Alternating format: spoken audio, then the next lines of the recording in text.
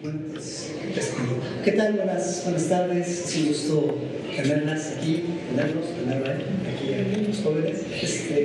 Qué padre que puedan acompañarnos en esta presentación de este trabajo, pues es el fruto de una investigación pues, bastante ardua. Y bueno, aquí la doctora de la Mora fue una de las grandes asesoras para poder llegar a esto. Y bueno, pues cedo la palabra, doctora.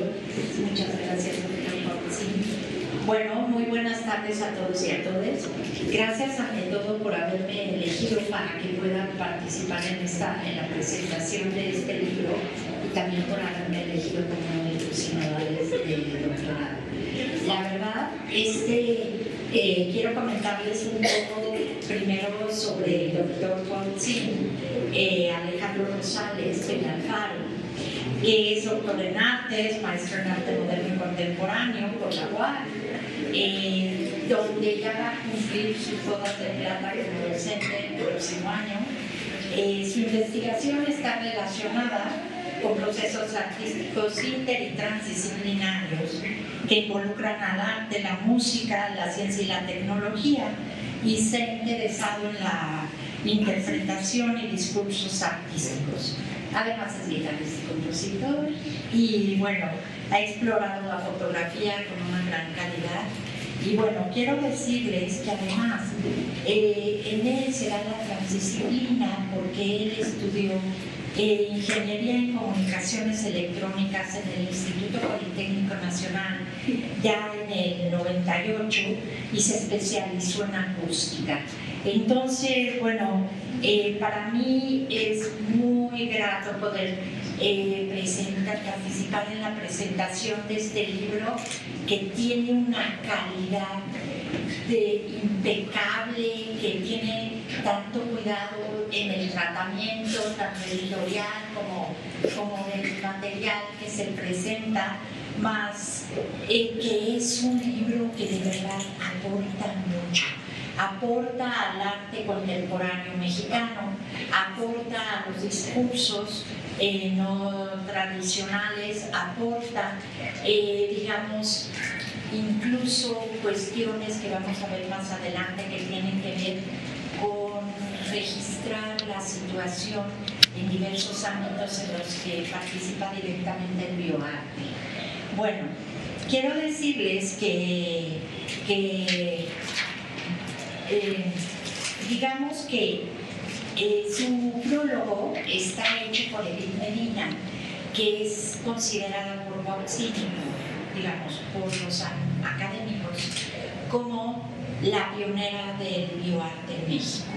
Y entonces ella dice que este texto destaca una importante preocupación por la evolución del proceso como elemento detonante, la posición del artista y la relevancia de la inter y transdisciplinariedad al resignificar la obra de arte, así como sus relaciones con el espectador y las transformaciones respecto no solo de exhibir objetos de arte, sino también sujetos de arte, cuando el ser se trastoca en un objeto, en un sujeto de arte.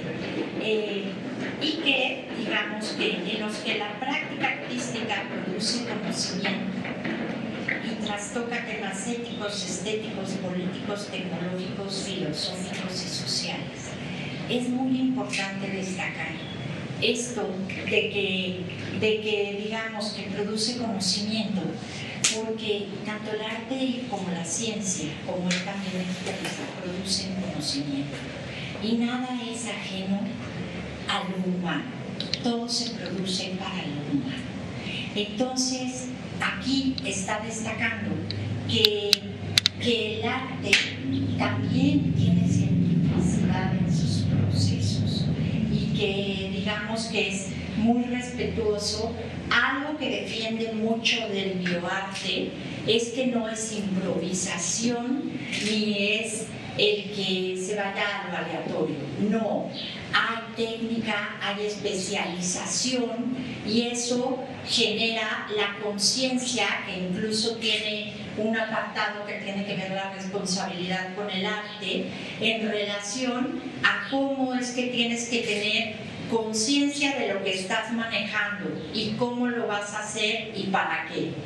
También habla de que hay activismo en activismo, digamos, de parte de artistas, porque muchos se llevan sus laboratorios a su casa o incluso, digamos, los montan ahí, ¿no? La verdad, quiero decirles que Cuauhtémoc se plantea realizar un recorrido por elementos que coadyuvan a esclarecer donde se entretejen el arte, la ciencia, la tecnología y particularmente la biología. Parte de la premisa de que el arte es conocimiento. Se toma en cuenta que la obra de arte es un producto nuevo, único e irrepetible. Este libro de 188 páginas es, digamos, el fruto primero de la investigación doctoral que realizó y que después ha dado continuidad a través de las 3 líneas de investigación que realiza. Fue el primer doctor en arte de esta facultad y digamos que las 3 líneas que realiza son biotecnología, arte sonoro e inteligencia artificial. Entonces, hay algo muy importante que trata de que toda obra artística y científica conlleva un riesgo y consecuencias, lo cual también es parte del proceso creativo. Mientras se piense la creación como una forma de romper con los sistemas de pensamiento homologantes y con otra manera de producir conocimientos, más allá de los científicos, el bioarte plantearía cuestiones sobre nuestra relación con la naturaleza e incluso nuestra cosmovisión. Y aquí continúa que la biología, la biotecnología, la genética se usan como medios de expresión del lenguaje artístico para generar un discurso estético. Fíjense ustedes que otro de los apartados que consideró es el de discusión, o sea, entre ética y estética. Fíjense ustedes que él refiere que, digamos, que el bioarte no es ni bueno ni malo, todo es según el fin, o sea, la orientación y el tratamiento que le des, ¿no? Y aquí algo que, bueno, dice que la bioética es ética de la vida. Es evidente que está fuertemente ligada a las ciencias de la salud. Y él precisamente como especialista en acústica estuvo trabajando, digamos, confirmando las calidades de los laboratorios, tanto de lo que sería la calibración de los equipos como para que haya una salud integral.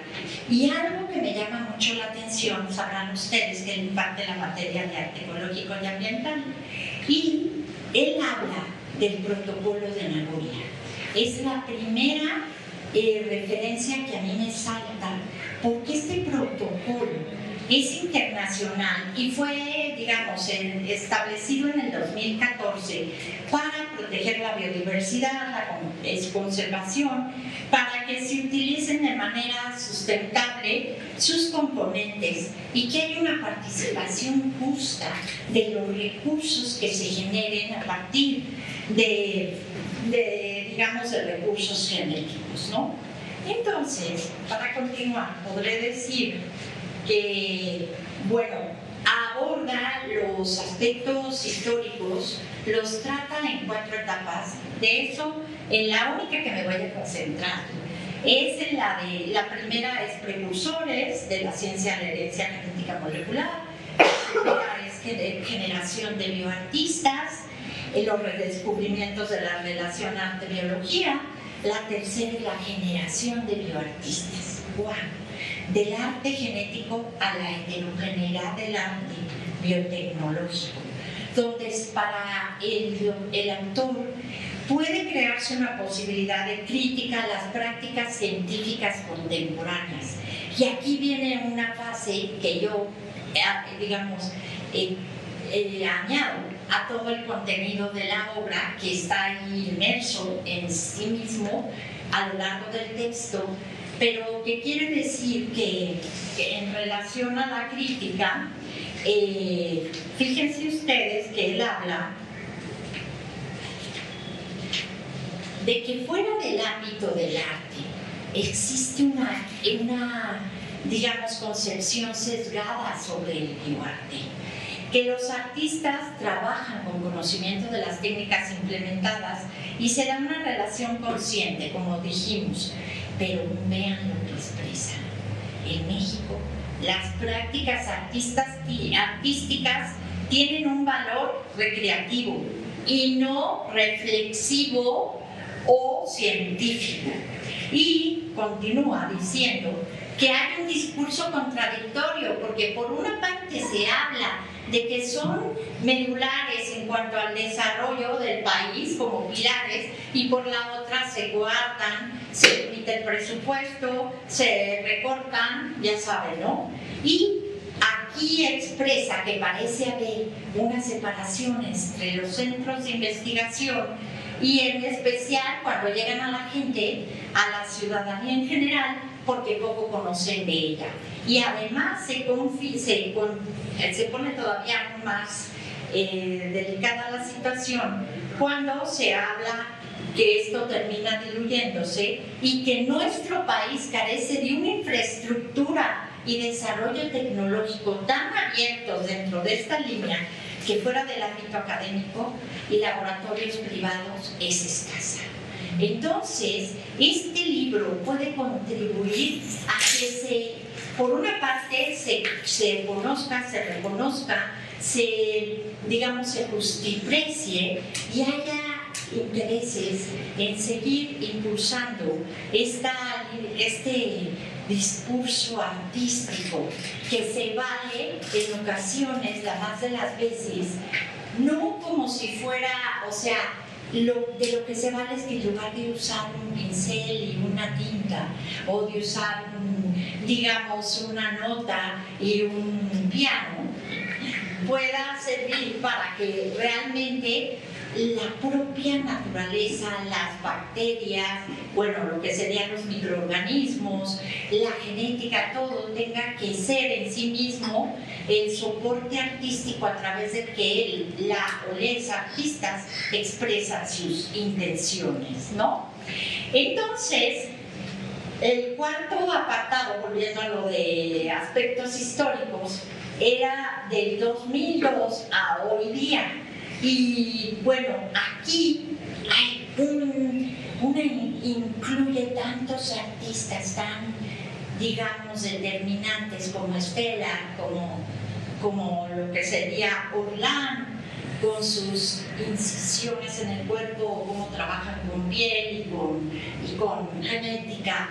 Y también a mí lo que más celebro es la atención a los bioartistas mexicanos, empezando por Edith Medina, siguiendo por Raúl González, Gilberto Esparza, que ya nos detendremos, Leslie García, Gerardo Muñoz Montoya y, por ejemplo, Amacé, que es hecho por la doctora Valerio, la doctora María Antonio González Valerio en la UNAM, y que es donde ha sido uno de los centros que más atención y más referencia internacional conlleva a este respecto, ¿no? Ahora, yo quisiera hablar de, miren, por ejemplo, en el apartado de arte y responsabilidad, aquí presenta a Gilberto Esparza con sus plantas nómadas, que sanean agua para participar en la naturaleza. Y ahí se ve cómo Gilberto es, invitado por grandes empresas, por grandes, responsables del manejo de los recursos naturales. Y él dice, yo no voy a implementar esto de manera monumental o multiplicarlo, porque lo que yo busco es que tomemos conciencia de la interacción que guardamos en la naturaleza y con la naturaleza. Y se puede sanear únicamente lo que es el consumo humano, la degradación de elementos del consumo humano, porque Esto hace que si fuera algo tóxico o así, pues se muere la planta, que busca sus propios materiales de que nutrirse, sus bacterias para seguir adelante, ¿no? Bueno, aquí habla de que se hacen cuestionamientos y provocaciones, fíjense, a partir de los transgénicos, la relación con la naturaleza y respecto a, por ejemplo, viene un apartado que me parece bellísimo, que es el sonido de lo vivo. Él es músico y de verdad empieza a hablar desde el origen de Luigi Russolo hasta la contemporaneidad, por ejemplo, con una instalación de Tere Margolles que tiene que ver con trepanación, como se llame, y luego también tiene que ver, por ejemplo, con, Leslie García y del colectivo Interespecíficos. Pero fíjense ustedes que aborda la pieza de biosono que se presentó en el mar y que está hecha a partir de sonidos de las células microbianas que se alimentan con el agua contaminada. Vean ustedes todo lo que está pudiendo aquí expresar. Y digamos que destaca que a través del libro se ve la conciencia de lo vivo que está trabajando al artista, tanto ser humano y la manera en que se relaciona. Y habla, por ejemplo, de los cyborgs en el cyborg cuerpo, como Eduardo K., cuando se implanta un chip en el tobillo en un programa televisivo, o también habla de Estela cuando se pone una oreja en el brazo para, digamos, generar otra escucha, ¿no? Otro órgano de escucha. Entonces, aquí, bueno, en su postludio, él comenta que el arte haga uso de las tecnologías en cualquier ámbito, digital, televisión, ingeniería social, aeroespacial, biología molecular y genética, supone liberarlo de formas caducas, de cánones asfixiantes y trae como consecuencia el que se asuma su contemporaneidad. Este libro incluye además obras de cantidad de los artistas referidos, entre ellos Eduardo Cárdenas, Luis Medina, Gilberto Esparza, Jaime Lobato, que es otro de los que refieren mexicanos, que no los referí, Arte, la Ciencia, Gerardo Muñoz y, digamos, otros como Dalí. Y quiero decirles que además se cuenta con una relación de lo que sería publicaciones que son las referencias que él incluye, ¿no? Y que recomienda. Entre ellas está Ana Dumitru, que tiene un artículo como El arte como disciplina, exploración ética en las fronteras entre la ciencia y la biotecnología, está en inglés. Tiene digamos, uno de los libros más recientes sobre arte, que es del 2015, que es de Daniel López de Rincón, a quien siempre refiere, al igual que a Sánchez Vázquez y también a Mentales igual que más, y que es Bioarte, arte y la vida en la era de la tecnología. Luego también tiene digamos, el PROS, Vida, Arte y Filosofía, que coordinó la doctora María Antonia González Valero, y que es una compilación de artísticas de textos que tienen que ver de filósofos, teóricos del arte y artistas. Ahora, para cerrar esto, lo único que me quedaría preguntarte, para empezar, sería la poética. En cuanto a la poética, yo tengo aquí que a lo largo del texto, Sebastián Lomelí, en Esquemas de Creación Contemporánea, habla de que puede plantearse la dicotomía técnica más poética, cuyo resultado es una bioartefactualidad. Entonces quisiera que nos dijeras, para empezar, solamente, y ya luego sigues por tu presentación, de la poética del arte. Gracias, doctora, gracias por sus palabras y bueno, pues nuevamente gracias a todos por acompañarnos aquí.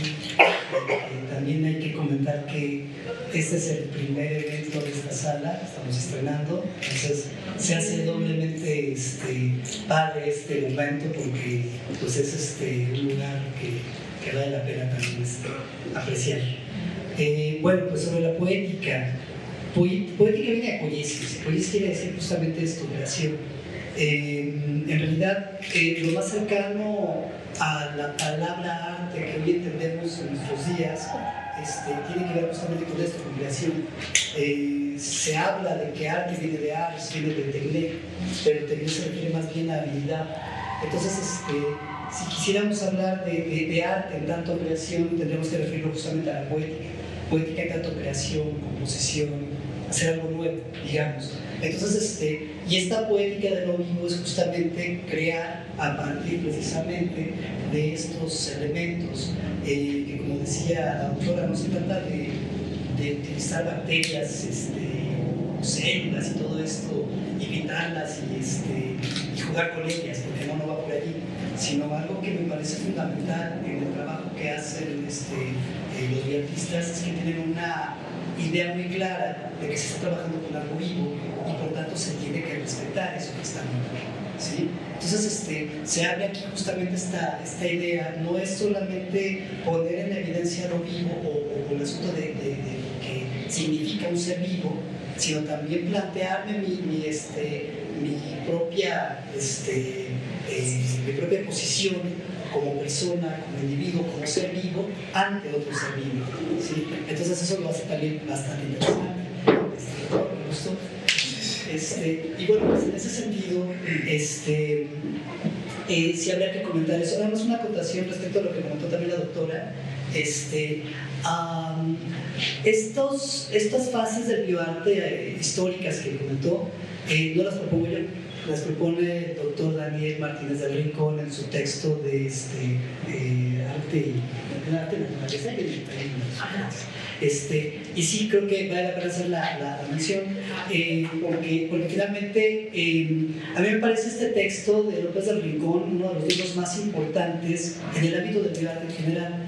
Y precisamente donde surgió esta necesidad de entrarle a esta disciplina es que hay bioarte que se está haciendo en México, pero no hay, digamos, un compendio o un análisis o algo que hable de quiénes son los bioartistas que están haciendo cosas hoy en día. Entonces, y además porque las propuestas artísticas en México que comprenden el ámbito de la biología, difieren obviamente a las prácticas que se hacen en cualquier otra parte del mundo. Entonces, aquí hay una idea también de plantearnos como sociedades qué es lo que estamos haciendo ante determinados aspectos políticos, económicos, ambientales, y cómo de alguna manera el funcionamiento, las características de las bacterias y todo eso también ponen en evidencia esto que nosotros a lo mejor no estamos haciendo bien como sociedad. Por ejemplo, esta pieza de plantas nómadas que comentaba la doctora, el propio Gilberto dice, bueno, el problema que existan estos bichos, como los llama, el problema de que existan es porque hay las condiciones para que existan. Es decir, nosotros seres humanos estamos contaminando y generando condiciones para que hayan estas cosas. ¿Cuándo van a dejar de existir estos bichos, estas plantas? En el momento de que tengamos la conciencia y dejemos de contaminar, que cuidemos nuestros ríos, que finalmente es una metáfora bien padre esta de las plantas nómadas, porque en realidad estamos hablando aquí de un ecosistema pequeño que se va y se planta en un río contaminado, pero que al mismo tiempo empieza a generar nueva vida sobre el mismo, ¿sí? Y si lo pensamos así, el río es la base de todas las civilizaciones. Entonces, y junto a los ríos están los pueblos, las ciudades. Lo peor del caso es que son las mismas empresas las que están contaminando todos estos lugares. Y ahí es donde comienza justo problema que todavía más grave. Junto a estos ríos están jugando los niños, están lavando la ropa, sacan agua para beber. Entonces, por eso cuando Gilberto dice, bueno, la planta nómada va a generar una cantidad mínima de agua limpia, pero esa cantidad mínima es para su propio sustento, no para el sustento humano. Entonces, como decía la doctora, se le acercaron a Gilberto personalidades de la industria y le dijeron, oye, ¿podemos arreglar el problema de la contaminación con tus plantas nómadas? Dijo, no, porque ¿sabes cuántas necesitas para limpiar un río? De 50 mililitros, solamente te saca 5 mililitros de agua limpia. ¿Sí? Entonces, la verdad es que no es ni apto. Y él mismo le dice, yo no estoy haciendo algo apto para el consumo. Al contrario, ¿por qué? Porque no es obligación del artista, creo, resolver un problema social, pero sí es hacernos reflexionar como sociedad ante esos problemas sociales. Y en ese sentido, el bioarte pues tiene toda esta función, ¿no? Que creo que es el punto más importante de lo que aquí se plantea. Y de hecho, por ejemplo, quisiera yo aquí leer un pedacito del prólogo, y haciendo referencia a un profesor que tuvimos mutuamente, la doctora y yo, que es el doctor Chara, donde él en algún momento escribía, ya hace unos años, en 2008, él escribía: los contemporáneos han asumido sobre el destino de la naturaleza, la ciencia, la tecnología, de la demografía, de las relaciones de pareja humana, el sentido del arte mismo y su relación con los mercados del arte. ¿Podría un laboratorio científico ser bello? ¿Son estéticos sus descubrimientos? Y yo creo que aquí adelanta precisamente en cierta medida esto, ¿no? O sea, la respuesta está justamente en el trabajo que estos artistas están haciendo, ¿sí? Que lo interesante es utilizar estos medios biológicos para reflexionar sobre lo que yo llamo los usos y los abusos de las tecnologías y las biotecnologías, ¿sí? La gran diferencia que hay ahorita, comparado con 2008 tal vez, es que hoy es más fácil acercarnos a estos laboratorios, ¿sí? Hoy es más fácil mandar un pedacito, un pedazo de cabello o saliva o algo, y que nos digan hasta de qué nos vamos a morir, ¿sí?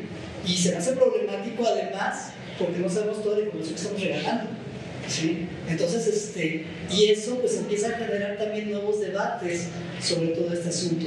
Entonces, una de las preguntas que hacen algunas autoras, sobre todo en el ámbito ético, es, y que se da sobre todo cuando empezamos a hablar de bioarte, ¿por qué es bueno o por qué pensamos que es adecuado que un científico trabaje con experimentos biológicos, con cosas genéticas, y por qué está mal que lo haga un artista?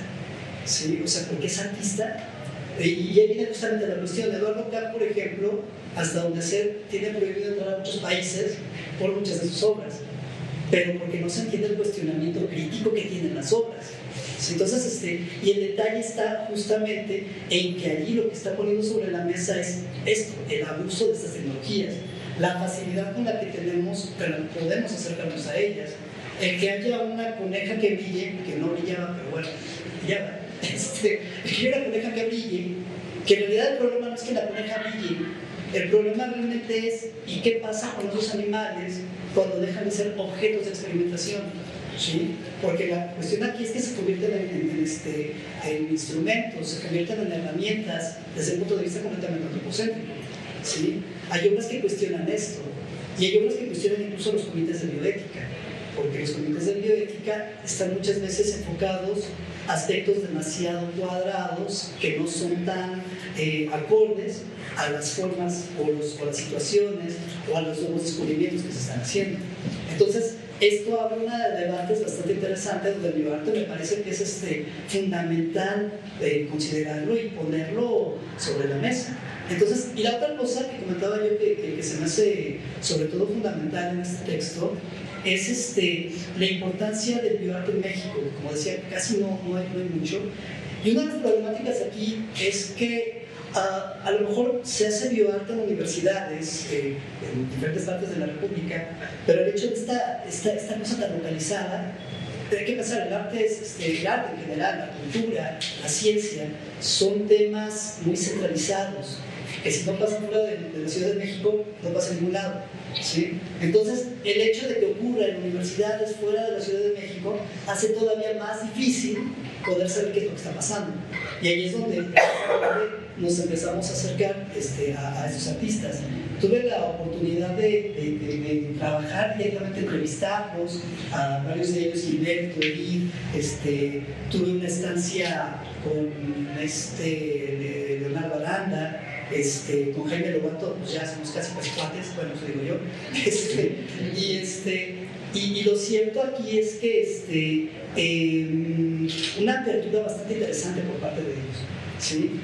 Poder tener esta cercanía, poder tener una plática, que Gilberto Esparza, que es un tipo que tiene cero tiempo para poder dar una entrevista, y además así de cuates, el cuate iba a viajar a Inglaterra al día siguiente y estaba todavía acomodando todo su rollo, y que me dijo, ¿sabes qué? Tengo tiempo de tal hora a tal hora, y nos pasamos todo el tiempo, un domingo exclusivamente para estar platicando.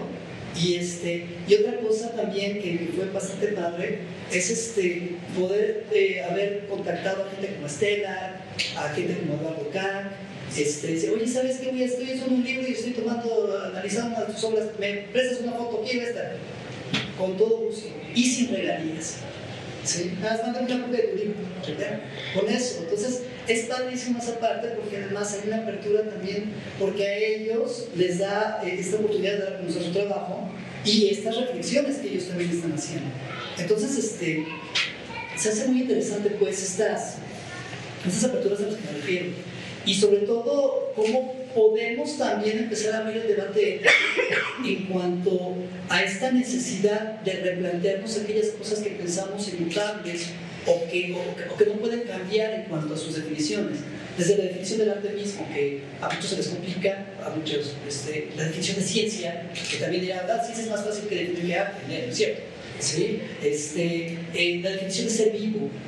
Esa es una cosa que también nos empieza a plantear algunas de las cosas. Ahorita que decía la doctora esto de los artefactos vivos, esta idea de artefactualidad, que son seres que solamente existen por la ciencia. Es decir, no son seres vivos en tanto seres vivos, porque no pueden nacer, producirse, crecer, morir, etc. Bueno, mueren porque los desconectan, ¿sí? Pero no viven por sí mismos. Entonces hay el debate, ¿son seres vivos? ¿Qué son? Y hay artistas que los llamarán seres semivivos, ¿sí? Que solamente existen por el laboratorio. Entonces vienen aquí discusiones que, insisto, se hacen bien interesantes y que nos permiten ponernos de los dos lados y ver pienso en una pieza, por ejemplo, de un colectivo que se menciona aquí, que es Tissue Culture and Arts de Australia. Ellos tienen están adscritos a un laboratorio que ellos fundaron en la Universidad de Western Australia, que se llama Simbiótica, y ofrecen diplomados, doctorados, maestrías para artistas y para científicos. Creo que es el único en el mundo, en realidad. Entonces, ellos hacen una pieza que se llama Wings, donde la idea es, hay un dicho que se hace mucho por allá que dicen, si los cerdos pueden volar, se puede hacer cualquier cosa, ¿sí? Y te digo, ¿qué pasaría si los cerdos volaran? Entonces la cuestión aquí no era hacer cerdos que volaran, lógicamente, ¿sí? Sino analizar el mecanismo de las alas que pudiera tener un cerdo a partir de las alas de mamíferos, ¿sí? Pero viene la otra cuestión. Digo, mucha gente se decepcionó. A mí me encanta esto porque es hasta platónico, porque todo el mundo esperaba llegar y ver cerdos volando por todos lados, lo cual, insisto, no sucede. Pero lo que sí ocurre aquí es que hay el análisis de las alas y viene esto donde el ala además tiene una connotación religiosa, ¿sí? una connotación moral también, ¿por qué no? ¿Por qué? Porque las alas las tienen ángeles y las tienen demonios, o por lo menos así se representan desde la Edad Media a estos seres. Y algo que se vuelve bien interesante aquí es justamente el hecho de que lo que se puede hacer con la ciencia puede ser muy bueno o puede ser muy malo, ¿sí? Y entonces estas alas de cerdo son justamente las dos caras de la moneda, ¿sí? Entonces, insisto, más que una cosa espectacular, lo que se plantea a partir de estas obras, creo, es precisamente poder poner sobre la mesa estas discusiones y hacernos reflexionar sobre incluso nuestra propia cuestión de la vida, ¿sí? Nuestra propia posición en donde estamos, y todo este tipo de cuestiones que nos abren una de preguntas José Jiménez dice, el arte no viene a resolver problemas, el arte cuestiona, ¿sí? El diseño a lo mejor vendrá a resolver algunas cosas, pero la función del arte es cuestionar y ponernos sobre la mesa todas esas cosas para que digamos, ah, caray, de algo me está sirviendo esto, ¿sí? Entonces, eso es lo que pues, de alguna manera se trata mucho aquí. Hablo mucho de los procesos, porque muchas obras son procesuales, es decir, no importa tanto el resultado final, lo que importa en realidad es todo el trayecto hasta que se llega a un resultado, y este resultado es justamente esa reflexión a la que, por ejemplo, Edith Medina, una de las formas en la que trabaja, es que ella empieza a preguntarse, ¿y si? Y a partir de ese ¿y si? Comienza a trabajar, ¿sí? Y entonces lo que ella hace es comenzar a investigar, se empieza a nutrir, algo dijo la doctora, el bioartista no es una persona que improvisa, ¿sí? Investiga. Muchos de estos cuates son gente que tienen maestrías y doctorados en biología, además que son artes visuales, ¿sí? Entonces, y se dedican a meterse hasta lo mínimo para no es del científico loco que está mezclando y vive y todo eso nada más pasa en las películas. Es más, ni las brujas tampoco lo hacen a ver qué pasa. Ellas saben qué va a pasar con las que ponen. Por eso son brujas. Por eso son brujas. Entonces, justamente, pasa exactamente lo mismo. La diferencia con la ciencia es que en el bioarte el accidente es parte de la poética, ¿sí? En la ciencia no.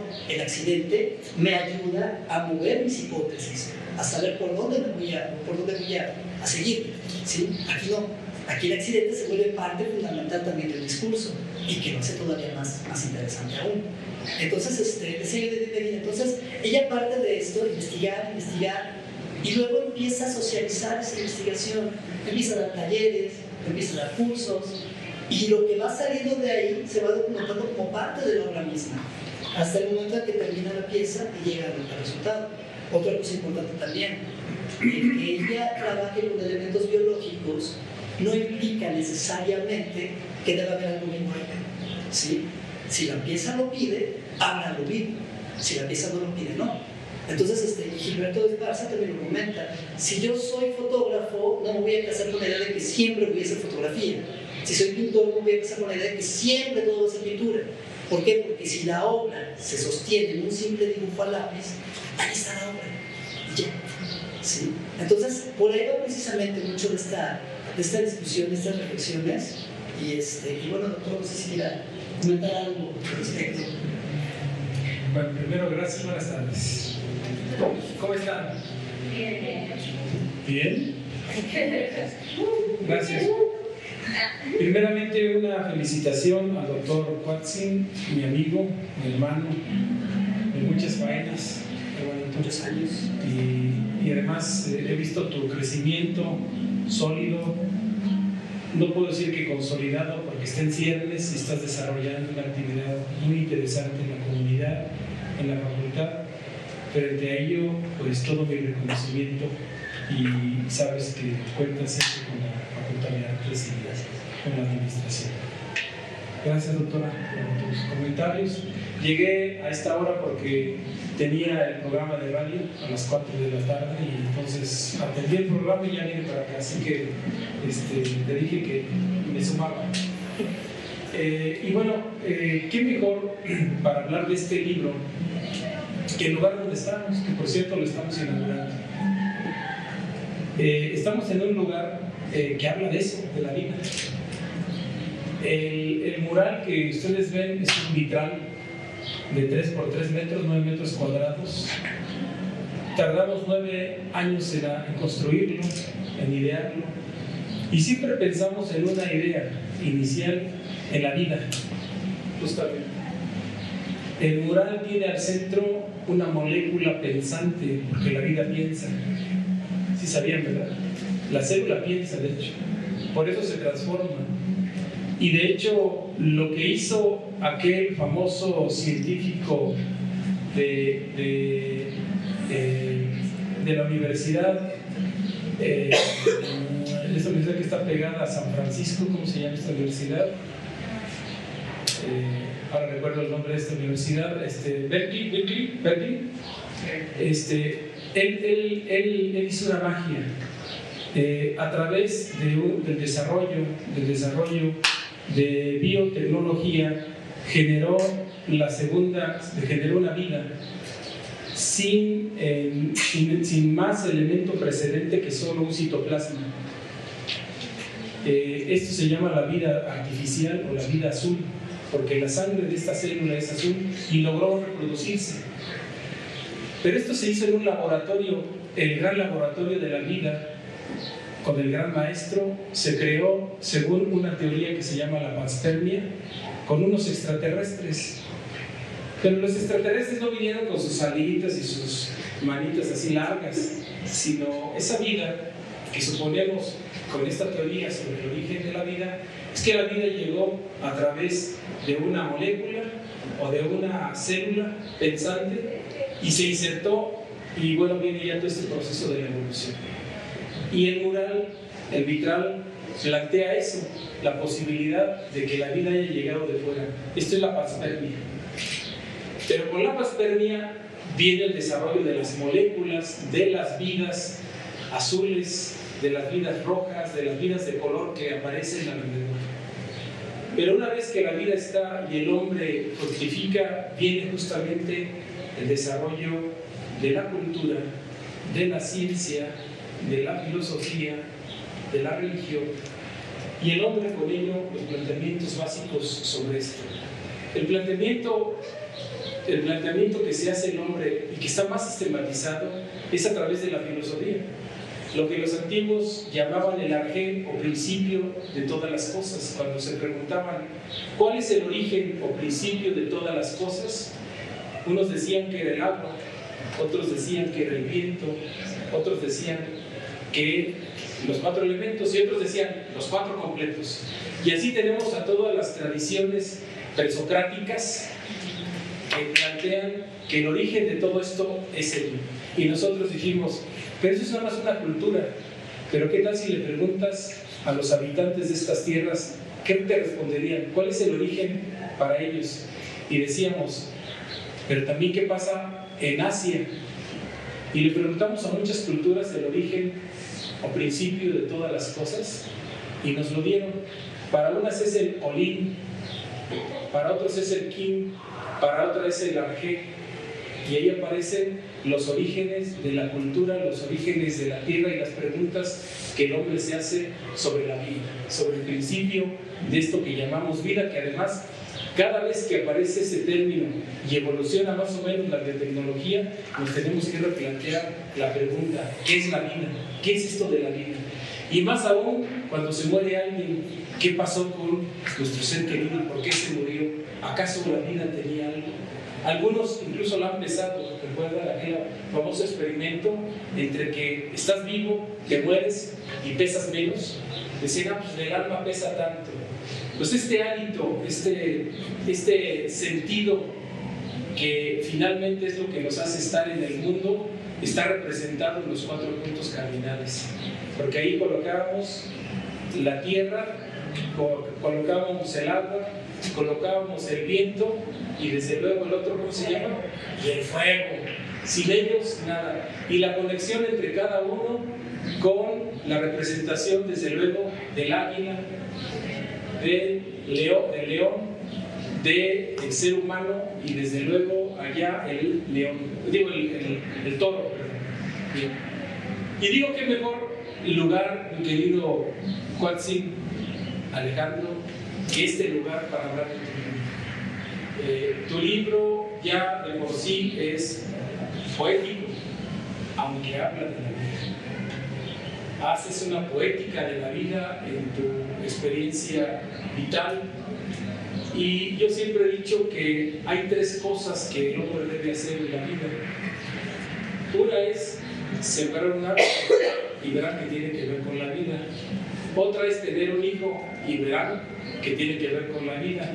Y otra es hacer un libro, que es la vida misma, es perpetuarte con tus hijos. Yo les pregunto, ¿cuál de las 3 es más fácil? ¿O la más difícil? Hacer un libro. Y tú lo has logrado, desde luego, con esta temática que traes en ciernes, que abres luces para muchos de tus estudiantes y que además es un tema que viene. Yo solamente me quisiera referir a una preocupación que tengo sobre el abordaje de tu libro y un tema que está en boga. Saben ustedes que más o menos en 4 meses nos vamos a quedar sin agua. Si no llueve, bye. La Ciudad de México tiene solo un mes, ya no hay agua. En los acuíferos del mundo, el 35% de los acuíferos ya ni siquiera están sobreexplotados, ya no hay agua, ya se dejaron de explotar porque ya no hay agua. En Querétaro, cada año, le picamos 3 metros más de profundidad para sacar agua sobre 350 metros cuadrados de profundidad. 350 metros de profundidad. Bueno, entonces, ¿esto qué me lleva? Que el tema de tu revisión poética, de la poética de lo vivo, es un tema recurrente para nosotros. Es un tema de preocupación. ¿Qué estamos haciendo con la casa común? El arte, finalmente, yo recuerdo, y lo hemos dicho siempre, el arte es una forma de conocimiento. No, por eso siempre lo hemos debatido en los colegios de directores, en los colegios de investigadores, porque siempre al arte nos relega. Y aún jugándole a las reglas, a las mismas reglas de las ciencias duras, ahí vamos. Tenemos SNIs, tenemos investigadores buenos, tratando temas, y con las mismas reglas de las ciencias duras, tratando temas con las reglas de las ciencias duras. Pero siempre hemos defendido que las artes abordan las cosas del mundo desde una manera diferente. Y siempre hemos querido decir que abordar las artes finalmente nos lleva a una forma de entender el mundo y de conocerlo. No sé si haya salvación frente a lo que viene, pero me parece que si la hay, la poética de lo vivo podría salvarnos de esta posible extinción que parece inminente. Pero ¿qué tenemos que hacer frente a ello? Conciencia, mejorar nuestras prácticas, no ser soberbios de pensar que esta es la última generación que tomó el recurso y los que vienen vayan. Solamente un dato: de la década del 70 hacia acá casi nos acabamos el petróleo. Pues el petróleo era un bien de hace miles de años y esta generación se lo está acabando. De hecho, los más inteligentes lo han vendido, se ha quemado todo ese petróleo y están haciendo nuevas ciudades, los árabes. Y están generando, por cierto, biociudades, ciudades horizontales metidas en el desierto, como el caso de Arabia Saudita, que es una ciudad impresionante lo que está pasando ahí, una ciudad encapsulada. Entonces, ¿qué viene? Viene una situación complicada, y me parece que las artes, frente a todo ello, tendrán que dar su respuesta, que es su respuesta poética. Muchas felicidades y enhorabuena por tu libro, y gracias por invitarme a tu presentación, querido amigo. Gracias.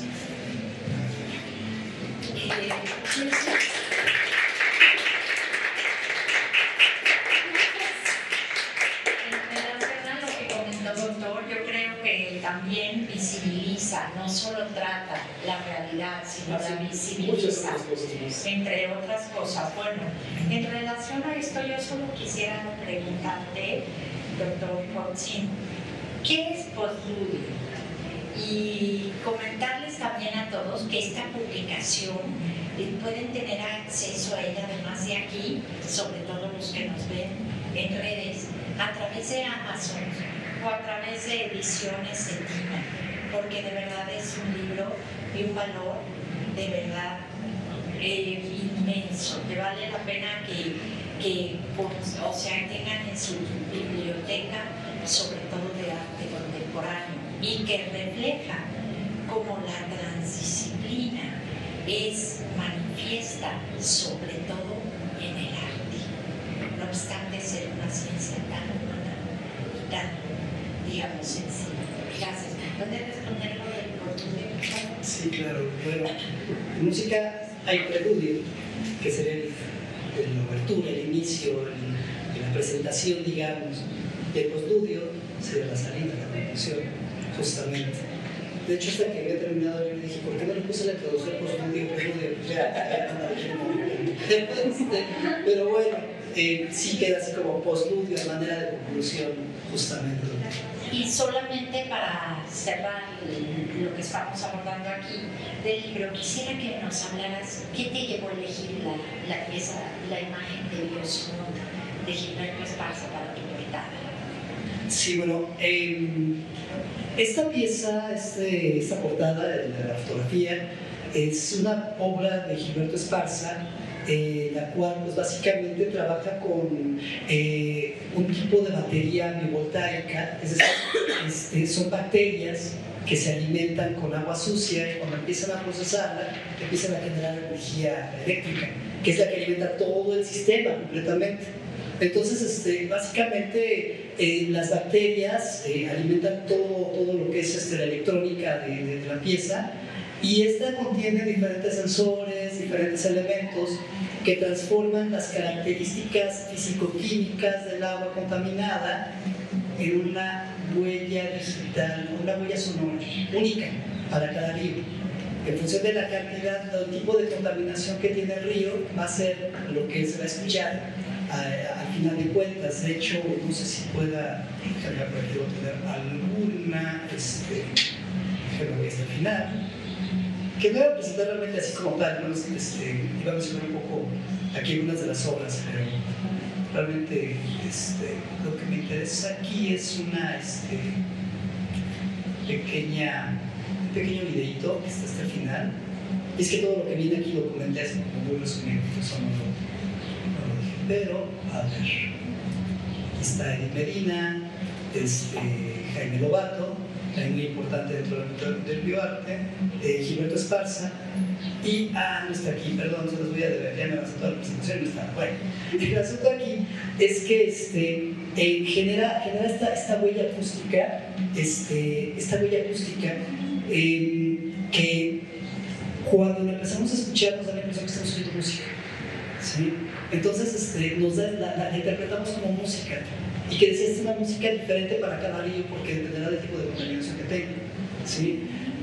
Particularmente en esta pieza, lo que pasó fue que esta se presentó aquí en Querétaro como una exposición de arte y tecnología en el Museo de Arte Contemporáneo, y pues yo particularmente tomé esta fotografía. Entonces dije, bueno, pues qué padre que puedo ver una fotografía que yo hice de una pieza que además se hace sumamente interesante, y bueno, pues fue el resultado finalmente Cabe señalar que cuando le comenté a Gilberto que iba a utilizar esta fotografía, él le encantó y dijo, adelante, vale la pena. Entonces también eso fue la historia de eso. Y solo queda por una parte celebrar que se inaugure este espacio con este libro del primer doctor en arte, les comento, pero más aparte con un libro de este calibre que como pues nombramos, tiene que ver con, ha dado continuidad a las líneas de investigación que está realizando el doctor, tanto en artesanía como en tecnología como en inteligencia artificial, que ese es un tema, porque como ven tiene una cultura y un conocimiento tan amplio que la verdad lo que plantea tiene sustento. Muchas gracias, doctor Sergio, me da muchísimo gusto poder compartir esta mesa con usted. Sí, y espero que este sea muchos otros ejemplares que realmente están, digamos, sobre la teoría, sobre la historiografía y sobre lo que sería pues el quehacer y la realidad de distintos discursos de arte actual. Gracias. Gracias, pues muchas gracias.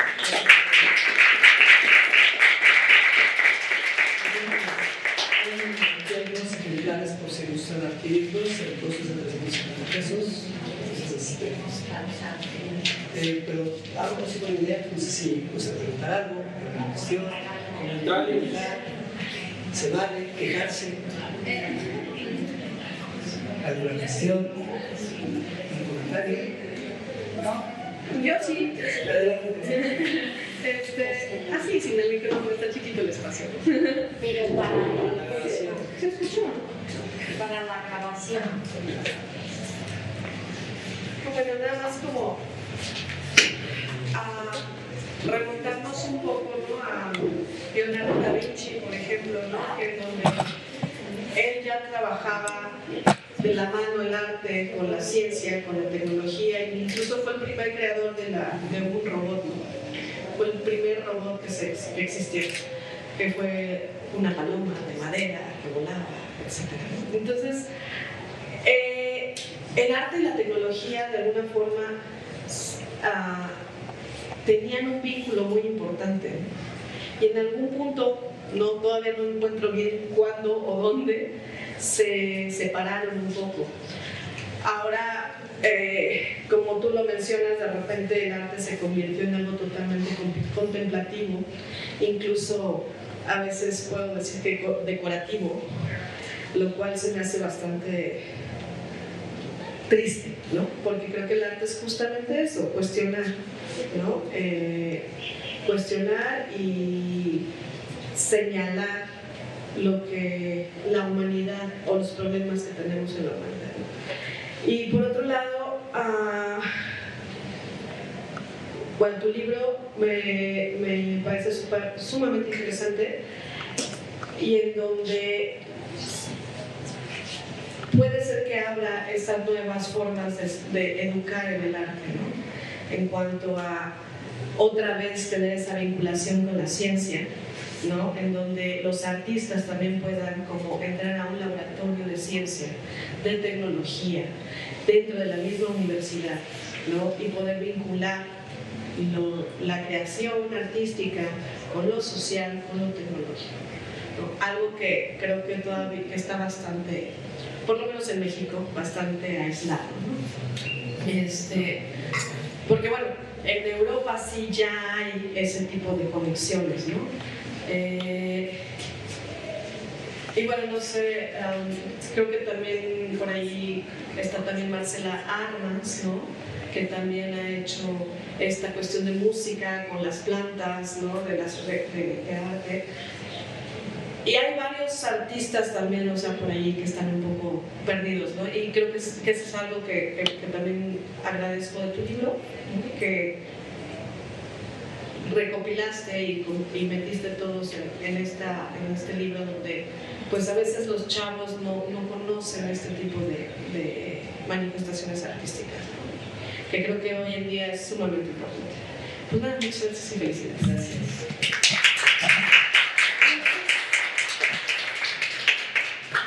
En realidad, esta separación entre el arte y la ciencia se da a partir de la modernidad. Empiezan a crearse especialidades, y justamente la modernidad relega a las artes y las humanidades al campo de los afectos únicamente, ¿sí? Les coarta esta parte pensante, ¿sí? Y surge la ciencia moderna como la única forma de generar conocimiento. Entonces, todo aquello que no salga de la ciencia moderna, simple y sencillamente no puede ser conocimiento dentro de este ámbito. Y algo que tienen precisamente todas esas propuestas, no diría nada más bioarte, las artes digitales, el net art, etcétera, todas estas corrientes que empiezan a surgir desde los años 60 para acá, empiezan a utilizar la ciencia como parte de la poética del arte, es decir, como el soporte y no como un fin en sí mismo. Entonces, en ese momento la ciencia se convierte en una herramienta y no al revés. Entonces se va a hacer también muy interesante esto. Y en ese sentido, algo que es bien importante, y comentábamos ahorita aquí el doctor y yo, es que la carrera de restauración precisamente trabaja toda esta parte artística y por otro lado toda la parte científica, porque se necesita conocer de materiales, de pigmentos, de composiciones físicas, químicas, de cuestiones climáticas. Entonces todo eso es muy, muy necesario para poder llegar también a una adecuada restauración de una pieza históricamente también, ¿no? Y acercarse más a lo que originalmente fue la pieza. Entonces, finalmente creo que sí se está abriendo mucho esto y eso resulta muy interesante, porque en todo caso ya hay muchos científicos que ya no ven al artista así como alguien que hace cosas nomás para que la gente se sienta bien y ya, ¿no? Entonces, sino que ya, como dice el doctor, ya nos empiezan a ver con un poquito más de respeto, de seriedad. Entonces, mucha gente se sorprende que haya un doctorado en artes, por ejemplo, ¿no? O que haya investigaciones en artes. El doctorado que se aprobó hoy. Ah, sí. El nuevo doctorado. El doctorado en teoría crítica con doble titulación en la Sorbona y en la UAC. Es el primer doctorado, creo que incluso estatal, seguramente nacional, quizás haya alguno que otro, pero en las artes quizás sea vanguardia nacional. Hoy se aprobó y vamos a aperturar en agosto. En agosto. Inscríbanse para tener dos títulos y ser egresados de la Sorbona también. Entonces, eso. París 8. Justamente. Bueno, no sé si hay alguna otra pregunta, algunos comentarios, alguna cosa que quisieran agregar o alguna cuestión. Bueno, pues. Solamente pido un aplauso, una ovación muy sentida para el doctor Ponzi, porque de verdad